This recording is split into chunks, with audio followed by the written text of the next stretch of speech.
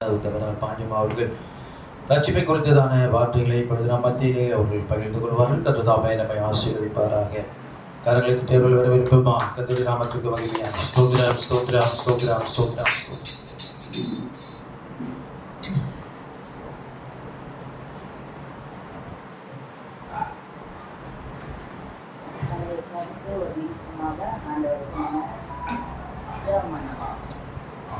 வார்த்தை முதலாவது வார்த்தை மகன் பேசினாங்க, மன்னிப்பை பற்றி கர்த்தர் பேசியிருக்கிறார். ஆண்டவர் சிலுவையில இரண்டாவது வார்த்தை ரட்சிப்புங்கிற வார்த்தையை பேச ஆண்டவர் ஆயத்தமா இருக்கிறார். அது நம்ம கவனத்தோடு இந்த வார்த்தையில ஒவ்வொருவரும் என்ன பண்ணணும், நம்ம ரட்சிப்புக்காக எப்படி என்னங்கிறது ஒவ்வொருவரும் இந்த வார்த்தைகளை என்ன பண்ணணும், நம்ம இதயத்துக்குள்ள நம்ம சேர்த்து வைக்கணும்.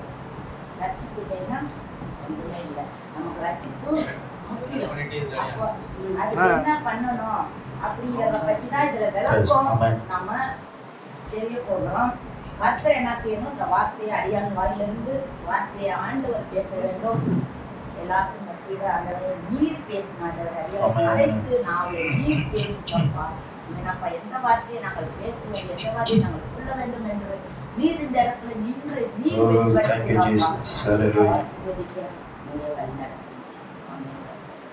இந்த ரட்சிப்புங்கிற வார்த்தை இரண்டாவது வார்த்தை. இது இரண்டாவது வார்த்தை எதை குறித்து இருக்கிறது அப்படின்னு நம்ம பார்க்க போகிறோம். அப்ப இரண்டாவது வார்த்தையில ஆண்டவர் பேசுகிற வார்த்தை இன்றைக்கு நீ என்னோடு கூடயே பரதேசியில் இருப்பாய் அப்படின்னு என்று ஆண்டவர் வாக்கு கொடுத்திருக்கிறார். இப்ப இது இரண்டாவது வார்த்தையில் இந்த வார்த்தை இன்னைக்கு நீ என்னோடு கூட பரதேசில இருப்பாய் அப்படின்னு என்று சொன்னால் அது என்னவென்று நம்ம இப்ப இதெல்லாம் ஆராய்ந்து நம்ம கண்டுபிடிக்க போகிறோம். லூக்கா 23:33 வசனத்துல எடுத்து நம்ம படிக்கலாம்.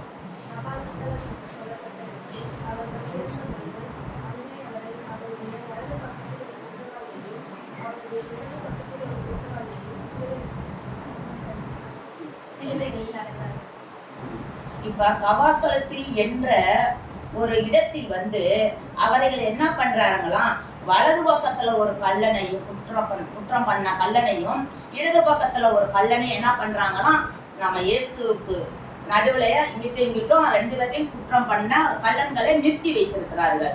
ஆனா நம்ம இயேசு கிறிஸ்து என்ன பண்ணல, ஒரு குற்றமும் அறியாதவர். ஆனாலும் இந்த பக்கம் ஒரு கல்லன் இந்த பக்கம் ஒரு கல்லன் ரெண்டு பேருக்கு நடுவுல இயேசு கிறிஸ்துவை நிறுத்தி வைத்திருக்கிறார். அவர் எந்த பாவமே செய்யாதவர். அடுத்ததா வாசிங்க, லூக்கா 23:39 வாசிங்க. அன்றையும் சிலுவையில் அறப்பட்டிருந்த குற்றவாளி ஒருவன், நீ கிறிஸ்துவானால் உன்னையும் எங்களையும் ரட்சித்துக்கொள் என்று அவரை இகழ்ந்தான். பாத்துக்கோங்க, அன்று சிலுவையில தொங்கிக் கொண்டிருந்தவன் ஒருத்தர் என்ன கேட்கிறானா, நீ ஆண்டவராய் இருந்தா உன்னையும் என்னையும் ரட்சித்துக்கொள் அப்படின்னு என்று அந்த சிலுவையில தொங்குற வேலையில கூட அவன் ஆண்டவர் மேல ஒரு மன்னிப்பு கேட்கறதுக்கு அவனுக்கு மனம் இல்லை. அப்ப என்ன கேட்கிறானா, அன்று சிலுவையில அன்னைக்கு தொங்கிட்டு இருக்கையில ஒரு குற்றவாளி அவனை பார்த்து உன்னையும் என்னையும் ரட்சித்து கொள்ள இயலுதா அப்படின்னு என்று ஒரு வார்த்தை கேட்கிறான்.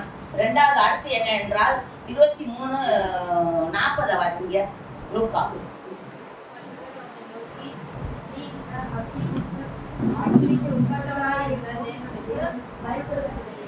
அப்ப என்ன பண்றாரு, இன்னொரு குற்றவாளி என்ன பண்றாரு, இந்த பக்கம் நின்று கொண்டு இருக்கிறவரு அவர் கேட்கிறாரு, மற்ற அவன் ஒரு தேவனை நோக்கி கேட்கிறான், நாம தானே இது பண்ணா, அவர் மேல உனக்கு பயம் இல்லையா அப்படி என்று அவன் கேட்கிறான். ஒரு வார்த்தை கேட்கிறான் அவனை பார்த்து, ஏன் இந்த மாதிரி அப்படின்னு கேட்கல. அப்ப சொல்றாரு, ஆண்டவர் சொல்றாரு, அவனை கேட்கல. அவன் சொல்றான், லூக்கா 23:41 பேசுகிறான். நம்மளோ படிக்கணும், நாமோ நியாயப்படி தண்டிக்கப்படுகிறோம், நாம் நடப்பித்தவைகளுக்கு தக்க பலனை அடைகிறோம், இவரோ தகாதது ஒன்றையும் நடப்பிக்கவில்லையே என்று அவனை கடிந்து கொண்டு. அப்ப அவன் கேட்கிறான், நம்ம தான் பாவம் செஞ்சோம், அவர் தான் பாவமே செய்யாதவர், நம்ம தண்டனை நம்ம அணிவிக்கிறோம், அவர் ஏன் தண்டனை அணிவிக்கணும் அப்படி என்று அவன்கிட்ட கேட்கிறான். நீங்க எந்த பாவமும் செய்யாதவரை நம்ம ஏன் சிலுவையில தொங்க வைக்கணும்? நீ பாவம் செஞ்சிருக்கிற, நான் பாவம் செஞ்சிருக்கிறேன், நம்ம சிலுவையில தொங்குறது ஒரு நியாயம். ஆனா அவரு நல்லது செஞ்சிருக்கிறாரு, அவர் எந்த தீங்கும் அவர் செய்யவில்லை, அவர் ஏன் சிலுவையில தொங்க வேண்டும் அப்படின்னு மற்றொருவனைக்கு பார்த்து வலது பக்கம் இருக்கிறவன் என்ன செய்யறான், இடது பக்கம் இருக்கிற கல்லன்ட்ட கேட்கிறான். அப்ப அவன் என்ன பண்றான், அந்த நிமிஷம் கூட அவன்கிட்ட ஒரு ஒரு அந்த ஒரு இது வரலாற்று மன்னிப்பு கேட்கணுங்கிறது ஒரு பண்பாடு அவன்கிட்ட இல்லை. அப்ப இவன் வந்து என்ன கேட்கறான், இதை கேட்டது ஆண்டவர் பார்த்துட்டு என்ன சொல்றாரு, லூக்கா 42 வசனம். இயேசுவை நோக்கி, ஆண்டவரே, நீர் உம்முடைய ராஜ்யத்தில் வரும்போது அடியேனை நினைத்தருளும் என்றார். இயேசு அவனை நோக்கி, இன்றைக்கு நீ என்னுடனே கூட பரதீசில் இருப்பாய் என்று மெய்யாகவே உனக்கு சொல்கிறேன் என்றார். அப்ப என்ன பண்றாருன்னா, இயேசு நோக்கி, ஆண்டவரே, நீ உன்னுடைய ராஜ்யத்தில் வரும்போது அடியானை நினைத்துக்கொள் என்று. அப்ப என்ன பண்றான்னா, இவன் மன்னிப்பு, நான் பரலோகத்துக்கு வரையில என்னையும் நினைச்சு கொள்ளுங்க ஏசப்பா அப்படின்னு சொல்லி என்ன பண்றான், அவன் வந்து என்ன தாழ்த்துகிறான், அவன் தன்னையே தாழ்த்துகிறான். அப்ப என்ன பண்றாரு ஆண்டவர், தன்னையே தாழ்த்தும் போதுதான் நம்மளுக்கு ரட்சிப்பு கிடைக்கும். அப்ப ஒருத்தருக்கு ஒருத்தர் நம்ம என்ன பண்ணணும், தன்னை ஒவ்வொருக்கு ஒருத்தர் என்ன பண்ணணும், நம்ம தாழ்ந்து கொள்ளணும். நம்மளுக்கு ஒருவருக்கு ஒருவர் பெருமை இருக்கக்கூடாது. ஒவ்வொரு நாளும் நம்ம என்ன பண்ணணும், ஆண்டவருக்குள்ள நம்ம ரட்சிப்புனா என்ன அப்படிங்கறத நம்ம தெரிந்து கொள்ளணும். அப்படின்னு என்ன பண்ணணும், ஒருவருக்கு ஒருவர் நம்ம அறிக்கையிடணும், ஒருவருக்கு ஒருவர் நம்ம ஜெபம் பண்ணி ரட்சிப்புகளை ஆளுகளை கொண்டு வர்றதுக்கு நம்ம ஒவ்வொருவரும் ஆயத்தமா இருக்கணும். இதுதான் இந்த இவன் கேட்டான், இயேசுவை நோக்கி, ஆண்டவரே, நீ உம்முடைய ராஜ்யத்தில் வரும்போது அடியானை நினைத்து கொள்ளு அப்படின்னு சொல்லி அவர் சொல்லிட்டாப்புல. அப்ப ரெண்டாவது பாருங்க, 5:9 படிக்க தசமோனிக்கே.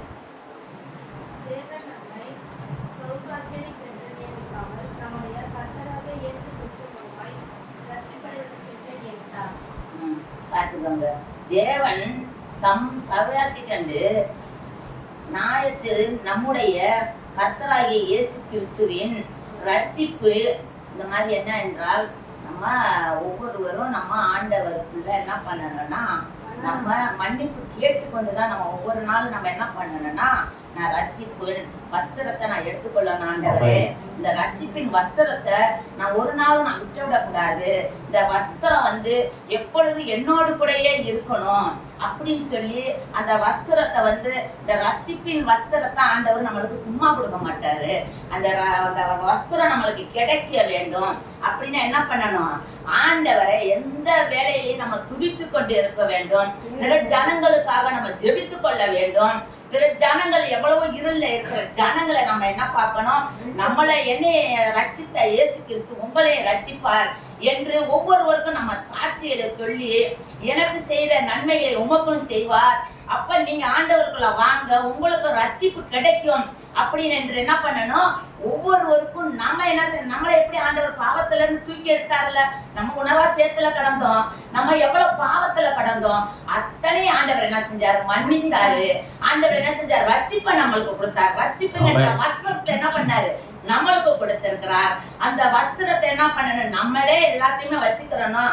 அப்படி எல்லாம் பிறருக்கு எல்லாத்துக்கும் என்ன பண்ணணும், நம்ம பகிர்ந்து கொடுக்கணும். ஆண்டவர் அதைத்தான் விரும்புறாரு. ஒவ்வொரு நாளும் என்னத்தை விரும்புறாரு, நம்ம வந்து எல்லாமே எனக்கு, எல்லாமே என் பிள்ளைகளுக்கு அப்படிங்கறத அல்ல, நம்மளுக்கு கொடுத்த இந்த வஸ்திரம் ரட்சிப்புங்கிற வஸ்திரத்தை என்ன பண்ணணும், ஒவ்வொருவருக்கும் நம்ம பகிர்ந்து கொடுக்கணும்.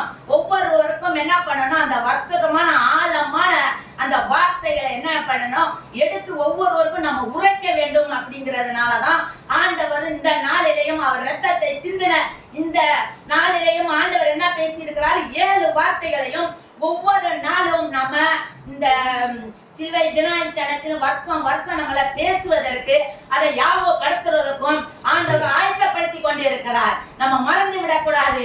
நம்ம எப்படி ரட்சிக்கப்பட்டோம், நம்ம எதனால நம்ம ரட்சிக்கப்பட்டோம், ஆண்டவர் எதனால நம்மளை தொட்டார், நம்மளை எப்படி அவர் இழுத்து கொண்டார் அப்படிங்கறத நம்ம ஒரு நாளும் மறந்துவிடக்கூடாது.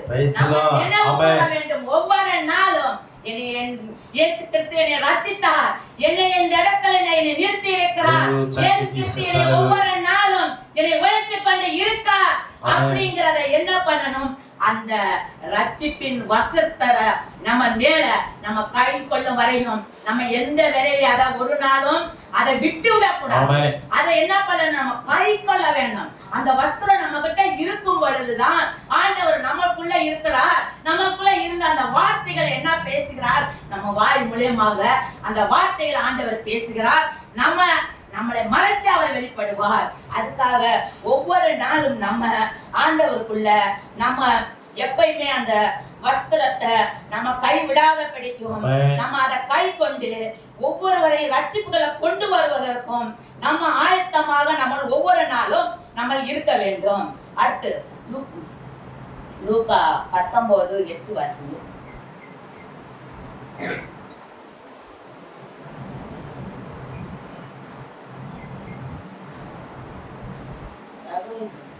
சகேயு நின்று கர்த்தரை நோக்கி, ஆண்டவரே, என் ஆசையில் பாதி ஏழையை கொடுக்கிறேன். நான் ஒரு இடத்தில் எதையாக அநியாயமா வாங்கினதுண்டானால் நாளத்தினையாக திருப்ப செலுத்துகிறேன் என்றான். இயேசு அவனை நோக்கி, இன்றைக்கு இந்த வீட்டுக்கு ரட்சிப்பு வந்தது, இவனும் அபிரகாம் குமாரனா இருக்கிறானே.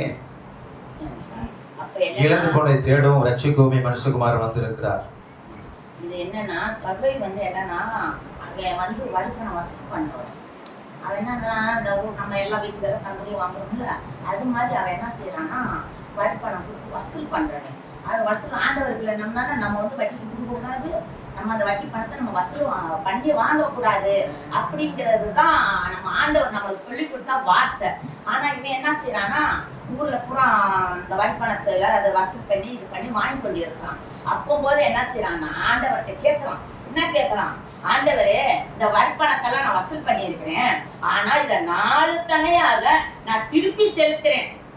அவன் வாயில் எப்படி வருது? அவன் பாவிதான், அவன் பாவம் தான் செய்து கொண்டு இருக்கிறான். ஆனால் அந்த ஒரு நிமிஷம் என்ன பண்றான்? 4 மடங்காக நான் திருப்பி கொண்டு செலுத்துகிறேன் அப்படின்னு என்று என்ன பண்றாரு? ஆண்டவர்கிட்ட அவன் கேட்கிறான். சரி, அப்ப ஆண்டவர் இயேசு அவனை நோக்கி, இன்றைக்கு இந்த வீட்டுக்கு ரட்சிப்பு வந்தது. அப்ப என்ன வேணும்? நம்ம கிட்ட என்ன வேணும்? ரட்சிப்புங்கிறது ஒரு பக்கம் இருக்கட்டும், அதுக்கு மன்னிப்பு வேணும். அந்த இத ஆண்டவர்கிட்ட கொட்டணும். நான் பாவம் செஞ்சுட்டேன், என்னை மன்னிங்க ஏசப்பா. அப்ப என்ன பண்ணணும்? அந்த மன்னிப்பு நம்ம கிட்ட இருக்கும் போதுதான் ஆண்டவர் ரட்சிப்பை கொடுக்கிறாரு. முதல் வார்த்தை மன்னிப்பு வேணும். அந்த மன்னிப்பு இருக்கும் போது நம்மளுக்கு ரட்சிப்புங்கிற வஸ்திரத்தை என்ன பண்றாரு? நம்மளுக்கு கொடுக்கறதுக்கு அவர் கடமைப்பட்டிருக்கிறாரு. அவர் ஒரு நாளும் நம்மளுக்கு அது இல்லைன்னு சொல்ல போறது கிடையாது. நமக்குங்கிற வஸ்திரம் நம்மளுக்கு தான். அதுக்கு பெற்றுக்கொள்ள வேண்டும்னா நம்ம மனசுல தாழ்மை இருக்கணும், நமக்கு மன்னிக்கிற குணம் இருக்கணும். நம்ம ஒருவருக்கு நம்ம மன்னிப்பு, நமக்குள்ள ஒருவருக்கு மனத்தாழ்மை இருந்தா தான் அந்த ரட்சிப்புங்கிற வஸ்திரத்தை நம்ம கையில கொள்ள முடியும். இல்லைன்னா அது நம்ம கை கொள்ள முடியாது. நான் இப்ப ஒருத்தரை பார்த்து நான் எரிஞ்சு பேசிக்கிட்டு, நான் ஒருத்தரை பார்த்து நான் என் தெருவெல்லாம் சண்டை போட்டுக்கிட்டு நான் இப்படி அப்படின்னு இருந்தா இந்த வஸ்திரம் நம்ம கையில கிடைக்குமா? அவ ஏச கும்பிடுறா, இடத்தையே கும்பிடுறா, இவ்வளவு பேசுறா, இவ்வளவு இப்படி கும்பரமா இப்படி இருக்கிறா, இவள் தான் ஏசு கிறிஸ்துவா அப்படிங்கிறது ஒரு வார்த்தை அது நம்மளே தொடாது, ஆண்டவரை தூசிக்கும். அந்த நம்ம கிறிஸ்துவுக்குள்ள நம்ம வாழ்கிற ஒவ்வொருவரும் நம்ம என்ன நினைத்து கொள்ள வேண்டும்?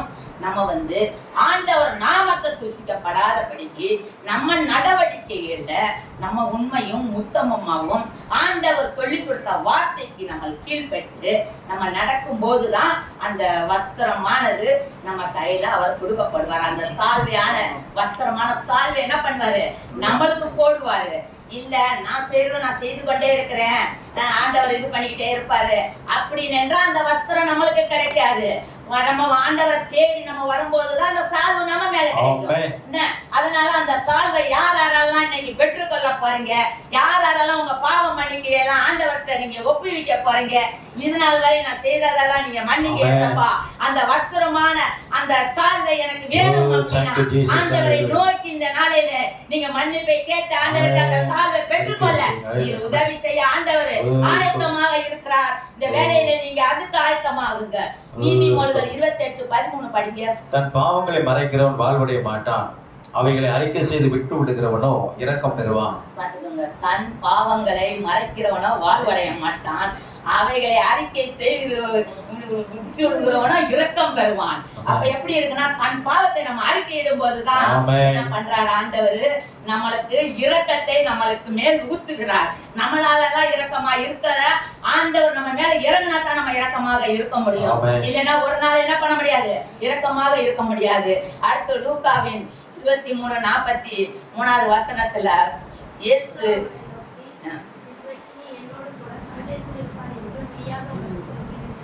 பாத்தீங்களா, இயேசு அவனை நோக்கி, இன்றைக்கு நீ என்னோடு கூட பரதேசில் இருப்பாய் என்று மெய்யாகவே உனக்கு சொல்லுகிறேன். இந்த வார்த்தை என்ன, நம்ம முதல் எடுத்தது என்ன சொன்னோம், பரதேசில என்னோடு கூட இருப்பாய் நப்போம். அப்ப பரதேசில இப்ப நம்ம இருக்கணும்னா என்ன பண்ணணும், இத்தனை வயதான வசனம் நம்ம சொல்லி இருக்கணும், இதெல்லாம் நம்ம தியானிக்கணும். அப்போது என்ன பண்றாருன்னா, இயேசு அவனை நோக்கி, இன்றைக்கு நீ என்னோடு கூட பரதேசியில் இருப்பாய் என்று மெய்யாகவே உனக்கு சொல்லுகிறேன். அப்ப நம்ம எத்தனை பேரு இந்த நம்ம மேல பரதேசி அப்படின்னு என்றால் என்ன வார்த்தை, பரலோகம்னா அது என்ன வார்த்தை, அது ஒரு மெய்யான ஒரு திராட்சை தோட்டம். அது பரதேசி என்றால் அது வேற எந்த வார்த்தையும் கிடையாது, அது ஒரு தோட்டம். அந்த தோட்டத்துக்குள்ள என்ன பண்றாரு, நம்மளை கொண்டு போய் வைக்கிறதுக்கு தான் நம்ம இத்தனவே ஆயத்தப்படுத்த வேண்டும். நம்ம இல்லைன்னா நம்ம அந்த தோட்டத்துக்குள்ள, அழகான தோட்டத்துக்குள்ள போய் நம்ம பிரகாசிக்க முடியாது. அதுக்கு யாரு நீங்க இந்த வேலையில தலையை சாய்த்து நம்ம ஜெபித்துக் கொள்ளலாம். கர்த்தர் என்ன செய்ய போறார், உங்கள் ஜெபத்தை, உங்கள் இதயத்தில் இருக்கிற வேண்டுதல்களை ஆண்டவர் இன்னைக்கு நிறைவேற்ற ஆயத்தமாக இந்த இடத்துல வந்து கொண்டு இருக்கிறார். மன்னிப்பு கேளுங்க, வஸ்திரத்தை என் மேல் போடுங்க என்று நீங்கள் ஒவ்வொருவரும் ஆண்டவரே இந்த ரட்சிப்பான வஸ்திர சால்வை என் மேல் போடுங்க என்று இந்த வேளையில கண்களை மூடி ஆண்டவரை கேளுங்க. ஆண்டவர் போடுறதுக்கு ஆயத்தமாக இந்த வேலையில இருக்கிறார். என்னை மன்னிங்க ஏசப்பா, என்னை மன்னிங்க. இது நாள் வரை நான் செய்தது தவறு. இது நாள் வரை உன்னை நான் அறியாமல் இருந்து கொண்டிருந்தேன். இது நாள் வரை உன்னை தெரியாமல் இருந்து கொண்டேன். இனிமேல் அந்த வாழ்க்கை நான் வாழ மாட்டேன். இனிமேல் அந்த பாவம் நான் செய்ய மாட்டேன். இனிமேல் உமக்காக வாழுவேன். உமக்காக நான் நிலைத்து நிற்பேன். இந்த வஸ்திரமான சால்வையை மேல் போடுங்க ஏசப்பா. ஒரு விசையாக எங்களை மன்னிங்க ஏசப்பா. எங்கள் மேல் போடுங்கப்பா. எங்களை பரிசுத்தமாக ஆக்குங்க ராஜா. ஒரு விசையாக ஆண்டவரே எங்களை மன்னிங்க. ஒரு விசையாக எங்களை மன்னிங்க. ஆமீன் அப்பா. அந்த ஆண்டவரே இந்த வலது பக்கத்துல இருக்கிற இந்த குற்றவாளிக்கு ஆண்டவரே நீர் இந்த வாக்கு கொடுத்தது போல எங்களுக்கும் ஆண்டவரே எங்களுக்கும் அங்கள் ஒரு இடத்தை நீர் ஆயத்தப்படுத்தி வைக்கும்படியாக உங்க அனத்தல நாங்கள் ஒப்புக்கொடுக்கிறோம். ஆமீன் அப்பா. நீங்க ஆசீர்வதிங்க, நீங்க வழி நடத்துங்க. எல்லா துதியும் கனமும் மகிமையெல்லாம் உமக்கே செலுத்துகிறோம். இயேசுவின் நாமத்தில் ஜெபிக்கிற எங்கள் ஜீவனுள்ள நல்ல பிதாவே. ஒரே ஒரு பாட்டு மட்டும். பாவ மன்னிப்பின் நிச்சயத்தை பெற்றுக்கொள்ள வேண்டும். பரலோகத்தில் ஓரிடம் நீ பெற வேண்டும். பாவ மன்னிப்பின் நிச்சயத்தை பெற்றுக்கொள்ள வேண்டும். பரலோகத்தில் ஓரிடம் நீ பெற வேண்டும். இயேசு தருகிறார் என்று தருகிறார். இயேசு தருகிறார் என்று தருகிறார். அதற்காகத்தான் சிலுவையிலே ரத்தம் சிந்திவிட்டார். அதற்காகத்தான் சிலுவையிலே ரத்தம் சிந்திவிட்டார். பாவ மன்னிப்பின் நிச்சயத்தை பெற்றுக்கொள்ள வேண்டும். பரலோகத்தில் ஓரிடம் நீ பெற வேண்டும். முதலாய் தேவனுக்கு உகந்ததை தேடு. முதலாய் தேவனுக்கு உகந்ததை தேடு. எல்லாமே உனக்கு சேர்த்து தந்திடுவார். எல்லாமே உனக்கு சேர்த்து தந்திடுவார். பாவ மன்னிப்பின் நிச்சயத்தை பெற்றுக்கொள்ள வேண்டும். பரலோகத்தில் ஓரிடம் நீ பெற வேண்டும். ரத்தம் சிந்துதல் இல்லாமல் பாவ மன்னிப்பில்லை. ரத்தம் சிந்துதல் இல்லாமல் பாவ மன்னிப்பில்லை. இயேசு ராஜா நாமம் இல்லாமல் ரட்சிப்பு இல்லை. இயேசு ராஜா நாமம் இல்லாமல் ரட்சிப்பு இல்லை. பாவ